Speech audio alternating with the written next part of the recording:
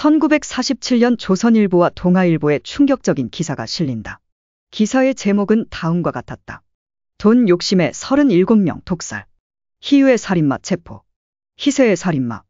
38명 독살. 범인의 이름은 최봉훈. 전과 사범 47살이었다. 광복 이후 최초의 연쇄살인범은 보통 1975년 55일간 15명을 죽인 김대두를 이야기한다. 아니면 김대두보다 먼저인 1974년에 살인을 시작해 1977년에 붙잡힌 보험사기 연쇄살인 사건의 박불례를 이야기한다. 하지만 그들은 대중적으로 알려진 연쇄살인범일 뿐이다. 1947년 신문에 연쇄살인범의 기사가 실려 있다. 1947년 당시 47살의 최봉훈은 전과 사범이었다. 그는 초, 그러니까 투구꽃을 이용해 1945년 12월부터 1947년까지 38선 이남 전국 각지에서 살인을 저질렀다.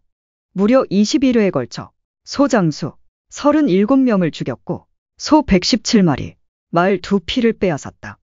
연쇄살인이라는 용어는 비교적 최근인 1970년대 미국에서 사용되기 시작했다. 1970년대 이전 우리나라 신문을 살펴보면 한 인간이 불특정 다수를 연쇄적으로 죽일 수 있을 거라는 생각하는 사람이 많지 않았다. 이를테면 1961년부터 1963년까지 음부가 칼로 난자되어 살해당한 여성이 연속적으로 발견되는 사건들이 서울에서 있었다.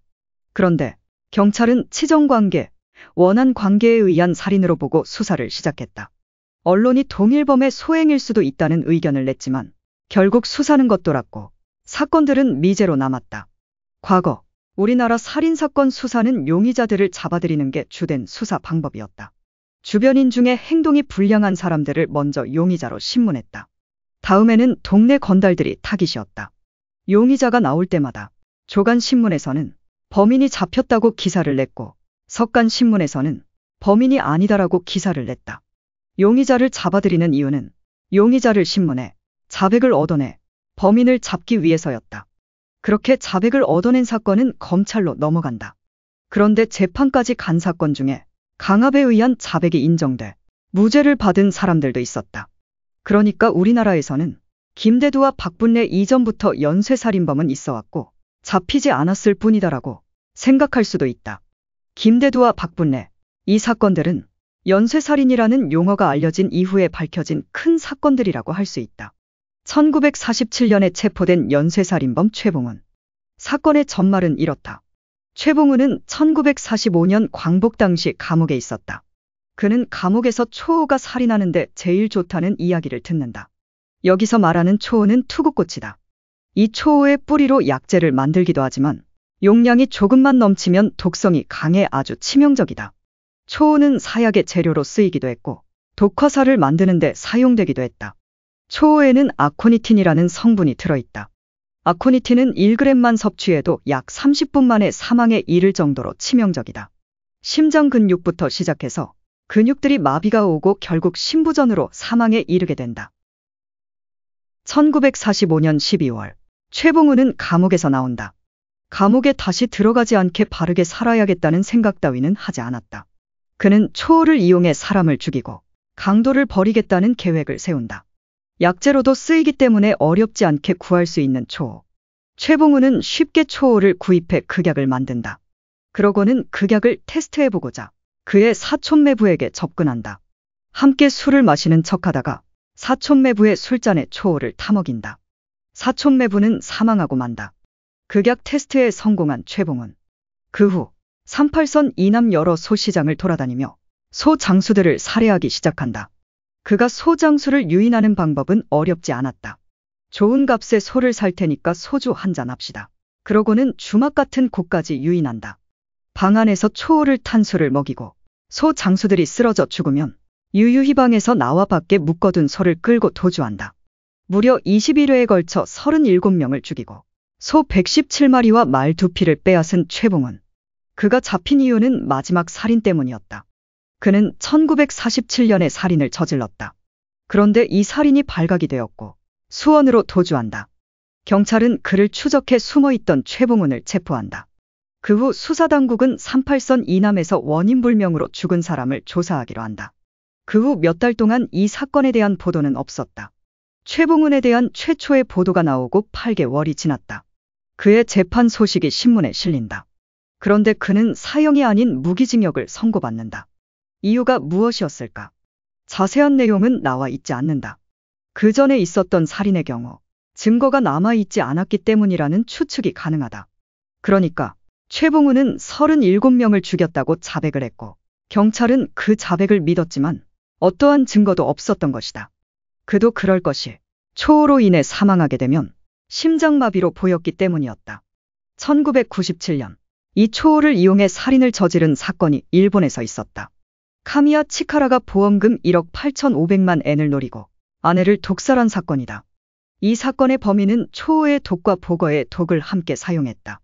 보거 독의 테트로도톡신과 초호 독의 아코니틴은 인체에 흡수되면 서로 방해를 일으킨다.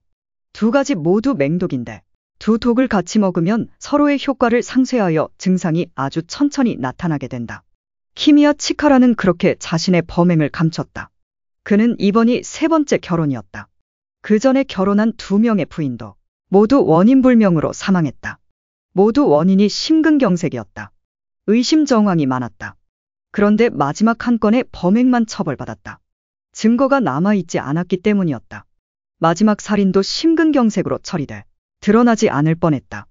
그런데 아무래도 수상하다고 여긴 부검이가 심장을 보관, 정밀 검사를 한 후에 진실이 드러날 수 있었다. 1997년에도 초호를 이용한 독사를 밝혀내기가 쉽지 않았는데 1940년대 후반에는 더 밝혀낼 수 없지 않았을까. 무기징역을 살게 된 최봉훈. 그가 무기징역을 선고받은 후에 어떻게 되었는지는 알 수가 없다. 그러나 확실한 것은 광복 이후 최초로 신문에 보도된 연쇄살인범이라는 사실이다. 최봉훈이 재판에서 연쇄살인이 인정되지 않았기 때문에 최초의 연쇄살인범이라고 인정 못할 수도 있다. 그렇다면 1957년 3월에 일어난 이 연쇄살인 사건은 어떤가? 1957년 3월 6일 제천경찰서는 43살의 유홍식을 3명을 살해한 혐의로 체포한다. 사건의 전말은 다음과 같다. 유홍식은 윤 씨에게 돈 30만 환이 있다는 사실을 알게 된다. 윤 씨가 고용살이를 하며 힘들게 모은 돈이었다. 당시 쌀 한 가마니에 13,000원이었으니 상당한 거금이었다. 1956년 12월 중순 유흥식은 윤 씨에게 결혼을 시켜주겠다고 속인다. 그러고는 함께 길을 나서 제천군에 있는 철교에 이르렀을 때 준비한 흉기로 윤 씨의 머리를 강타한다. 그 후 목을 졸라 살해한 후 철교 밑으로 떨어뜨린다. 윤 씨의 어머니 김 씨는 아들이 집에 돌아오지 않자 걱정이 들었다. 아들이 마지막에 만난 사람인 유홍식을 찾아간다.